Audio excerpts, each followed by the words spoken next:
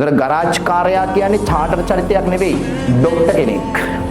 මම බලාගෙන ඉන්නවා සමහර වෙලාවට මගේ වාහනේ ට්‍රබල් එකක් වුණාම අර ડોක්ටර් තමන්ගේ ඇඳුම ඇඳ ගන්නවා වගේම ගරාජ් එකේ ඉන්න එක්කෙනත් ඒප්‍රන් එක ඇඳ ගන්නවා. ડોක්ටර් නලාව අරගෙන එනවා වගේම ගරාජ් එකේ ඉන්න එක්කෙනත් ඒ ටූල් බොක්ස් එක අරගෙන එනවා. ડોක්ටර් ලෙඩාට රෙද්දක් පෙරවනවා වගේම එයාත් මොකද්ද කරන්නේ කාර් එකේ බඳ කොටසේ අර කළු තෙල් ගෑවෙනවට එයාත් ඒකට රෙද්දක් පෙරවනවා.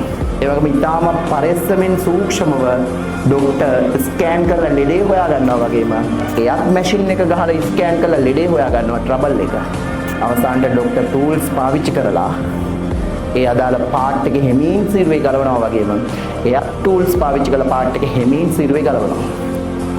හැබැයි අන්තිමට ડોක්ටර් ප්‍රතිකාර කරලා තියෙන්නේ පණ තියෙන මිනිස්සෙකුට, මෙයා ප්‍රතිකාර කරලා තියෙන්නේ පණ නැති යකඩ කොටකට වෙනස ඔච්චරයි.